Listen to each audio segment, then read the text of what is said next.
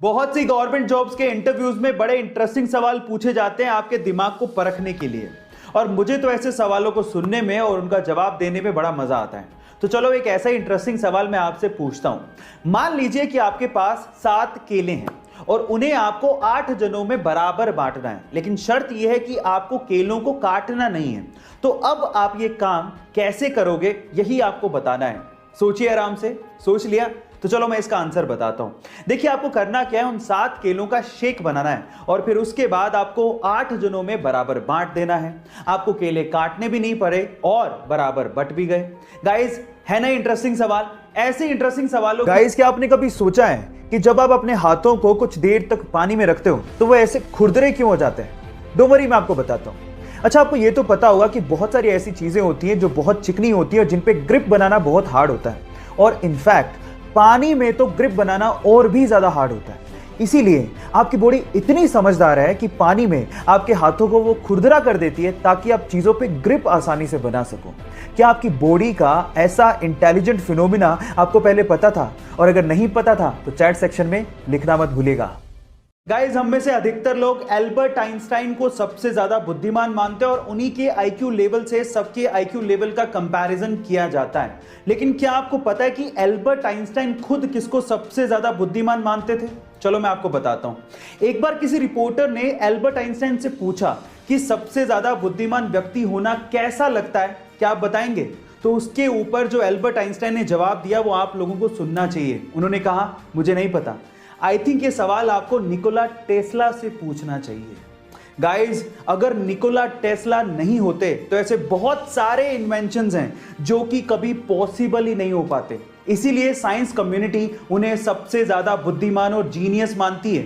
Guys, आपका इसके बारे में क्या ख्याल है? चैट सेक्शन में जरूर लिखेगा। और ऐसे अमेजिंग वीडियोस। गाइज, क्या आपने कभी गौर किया है कि जब हम लोग किसी शोरूम या मॉल में जाते हैं तो वो लोग जब हम वहां से सामान खरीदते हैं तो कैरी बैग तक का पैसा ले लेते हैं, लेकिन जब आप किसी ठेले वाले से सब्जी खरीदते हैं तो वो इतना दिलदार होता है कि वो आपको धनिया, मिर्ची ये सब तो फ्री में ही दे देता है। और गाइज, हम लोग मॉल या शोरूम में जाके कभी मोल भाव नहीं करते, लेकिन इन सब्जी वालों के साथ मोल भाव करने लगते हैं। क्या आपको नहीं लगता कि हमें अपनी सोच बदलनी चाहिए?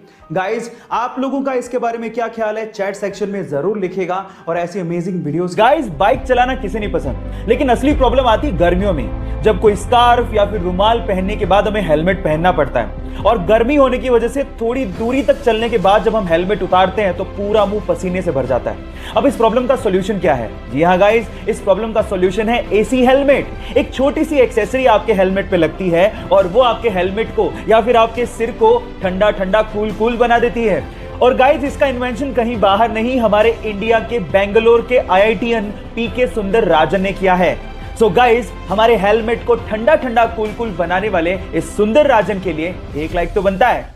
अगर आप किसी बेजुबान जानवर को बेवजह परेशान कर रहे हो, उसे बेवजह छेड़ रहे हो, तो एक छोटा सा जानवर भी आपके लिए घातक साबित हो सकता है। वो आपकी जान तक ले सकता है। लेकिन अगर आप इन्हें कुछ ना कहें और अपने काम से काम रखें तो एक खतरनाक जानवर भी आपको कुछ नहीं कहेगा। और इसी चीज को प्रूव करने के लिए इंडिया में एक बंदे ने अपने आप को 72 घंटों तक 72 खतरनाक सांपों के साथ बंद रखा। और आप बिलीव करेंगे कि 72 घंटे बाद वो वहां से जिंदा वापस आया और एक वर्ल्ड रिकॉर्ड बनाया। वो सिर्फ ये प्रूव करना चाहता था कि अगर आप सांपों को कुछ ना कहें, ना ही उन्हें छेड़ें, तो वो आपको बेवजह काटते नहीं हैं। गाइस, आप इसे घर पे ट्राई मत करेगा। सिर्फ एक सिंपल सा मैसेज है कि आप जानवरों को जीने दें, इन बेजुबान जानवरों को कुछ ना कहें। ऐसे अमेजिंग वीडियोस। मान लीजिए कि अगर आपको कोई पेंटिंग बनाने को बोले तो सबसे पहले आप क्या ढूंढेंगे? Pencil, colours.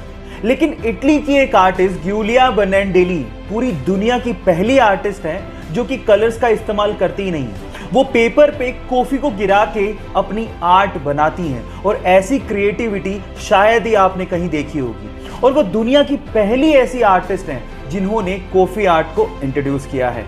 क्या आपको पहले से बात पता थी? और नहीं पता थी तो चैट सेक्शन में लिखना मत भूलिएगा।